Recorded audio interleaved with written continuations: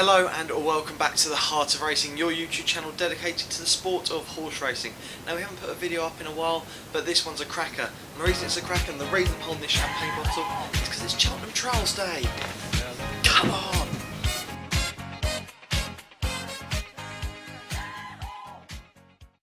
Now we've got a 9 race card at Cheltenham. What a cracker it is. These 9 races starting at 12 o'clock. Fantastic. I mean, I'm actually off to Linkfield myself today, but I cannot wait to watch some of these races on the big screen. I'm going to go through a couple of these races and see if we can find some picks. What I'm going to try and do is fight off some of the favourites. So let's have a listen to some of my picks for some of the big races. Now, the first race I want to look at is the 145 at Cheltenham. Now, this is the Clarence Chase. It was actually moved from Ascot Racecourse last weekend where I was meant to be. It's been moved to Cheltenham due to the ground being frozen at Ascot. And what a cracking race this is. Armad has been pulled out of the field, and that's not a surprise to me. It doesn't look like it's going to enjoy the course, and I wasn't sure whether it could have beaten Undersow on this course. If it had run at Ascot, I think Armad could have taken down Undersow. But I'm just thinking here, Armad not his course. However, Undersow now 1 to 2 on favourite, and I think, you know, solid favourite should go and win this. However, Alan King, late entry, Ukes Andre, I think that's how you say the name, in the JP McManus colours, looks a brilliant horse, and at 12 to 1, you know, it's a solid each way shout. Course winner, distance winner. I just think it could go and win this race, and could be one to take on the favourite. Don't get me wrong, if the favourite wins, you know, it's going to be a cracking performance and should really go and win this with Ruby Walsh on board. But Ukes Andre in the 145 Clarence House would definitely be my pick for that race. Now the race after that, the 215, now it just gets better and better at Cheltenham, and Thistlecrack is in this race. Now we know Thistlecrack, he's won the King George, and he's everyone's anti-post pick for the Gold Cup. He's not mine, but he's most people's, and he's 4 to 11 on for this race. And he's actually facing a couple of tough challenges, and especially some distance winners and some stamina horses, and that's going to be in the form of Smad Place and Many Clouds. Now Many Clouds, the horse I like in this race, 5 to 1, and Oliver Sherwood in the Racing Post this week said he's not frightened of Thistlecrack, and why not? This horse, Many Clouds, could go and, you know, take it up from the front with Thistlecrack, and it's going to get through the distance. It's going to get through the distance solidly, and with Leighton Aspel on board, I think this is going to be Thistlecrack's toughest challenge, and he could end up going off and putting Thistlecrack under a bit of pressure. Don't get me wrong, everyone wants to see Thistlecrack win this race, and I kind of do as well, just because I think it's one of the most impressive jumpers that the racing world's ever seen. And if it does go and win this, it's probably going to end up at the same odds for the Gold Cup at Cheltenham, and that'll be about 1 to 3 on, 4 to 11 on. So definitely one to watch, probably the best race of the day in terms of the quality, and that's the 215 Chase at Cheltenham. So my pick for that race is going to be Many Clouds, but I do think Thistlecrack is going to give a good account of himself. So good race to watch, and look forward to watching that on ITV4.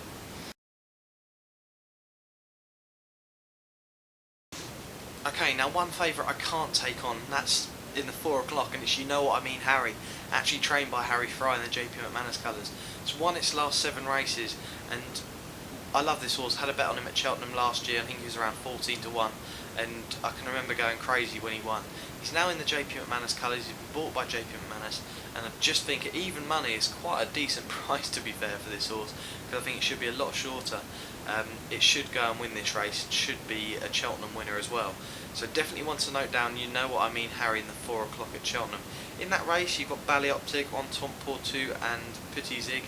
Definitely big challengers. You've also got Thistlecrack, a horse in the Thistlecrack colours, and that's West Approach. So Colin Tizard, as I've said, many vlogs, he sends out some beasts, and it could put up a little bit of a challenge, but You Know What I Mean Harry at even money, I can't really oppose it. So You Know What I Mean Harry in the 4 o'clock would definitely be my pick. Right, now the last race of the day at Cheltenham, the 4:35. Now it's probably not one of the bigger races. However, there's a horse in here for Chris Gordon, ridden by Mark Goldstein, called Disputed. Now I was up at the stables this week, and it was an absolutely fantastic experience. Chris wasn't there, but Jenny Gordon, his wife, took us around, the stables, saw the stable staff. We actually saw Mark Goldstein as well, who's going to be riding this horse. And looking at the horse, it's absolutely stunning. It could go up at a big price, Disputed. The price aren't up for this race yet, but it could go up at a big price. And I think the yard seem quite confident in this horse, and it just looks like it's got a lot of ability in it. So in the last race, I just want to take a little bit of a chance on Disputed, just the fact that I was up at the yard this week. And what I'll do now is I'll just show you a little clip. There's no sounds to the video, but there's a bit of music. A little clip of my time up at the stables. So here's a little clip now. Thought about this too much. What's there left to say? Throw your stones the river. Like me it drifts away. I would watch you stare. I would watch you stare. Oh, but there's no one there. We can figure this out. Put your feet down.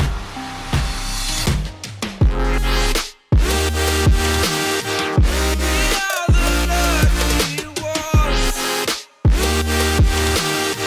Swallow your choice, it's done. Terrified of what's left remains unsaid until you break my mind. Till you break my mind. Until you break my thought. Till you break my thought. I'm throwing wishes in the wild in hopes that you will keep them for yourself. Disputed in the last, that's my final pick at Cheltenham, and a bit of a chance taken on Disputed. But let's move away from Cheltenham, let's actually move on to a different day, and let's go to Sunday and the Irish Champion Hurdle. What a big race this is, the 3:30. It's basically a trial for the English Champion Hurdle. The winner of this, I'm pretty sure, will go and win the Cheltenham Champion Hurdle. So definitely one to have your notebook out and ready, just in case there is a shock on the cards. But Fahim is the favourite in this race, and everyone knows the name Fahim in the racing world. Probably one of the best hurdlers, if not the best hurdler the racing world has ever seen. He's 4 to 6 on for this race. He's had a bit of time off the track and may not turn up on Sunday. So what I've done is I've taken a chance with Petit Mouchoir, and I love this horse, beautiful grey horse. And I know the breeders of this horse, I've said it in a vlog before, but I know the breeders of this horse and they absolutely love it, and it's stunning to watch. Took down Nichols Canyon a few weeks back, and I just think it's going to go and challenge Fahim. And if Fahim's not on his day, Petit Mouchoir's the winner of this race. Nichols Canyon at 9 to 2, I can't really see that getting anywhere near, and 14 to 1 bar those three. So I do think that Fahim, if he turns up, is going to win the race. But Petit Mouchoir, with the racecourse experience on his side in the last couple of weeks, I think he's going to go win this race. And I cannot wait to watch this. I'll be at Fontwell on Sunday, but I cannot wait to watch this on the big screen and see who's going to be the winner of this race. A little bit of sad news regarding the Cheltenham Festival, and this is to do with Annie Power. Annie Power probably going to go for the Champion Hurdle, but has had a foot injury this week, and Willie Mullins has ruled him out of the Cheltenham Festival. What I want to do is I want to wish Willie and the whole team at his yard all the best with Annie Power's recovery, and I do look forward to seeing Annie next season. Right, I hope you do enjoy this weekend of racing. I do hope you enjoy it. It's going to be live on ITV4 Cheltenham, so definitely tune into that one with Ollie Bell, Ed Chamberlain, Matt Chapman and the team. Doing a cracking job on that channel, and definitely worth watching on Saturday. So do check that one out. What I do want to say is thank you so much for the support. We started with 0 subscribers and we're now on 25 subscribers, so that's such an improvement.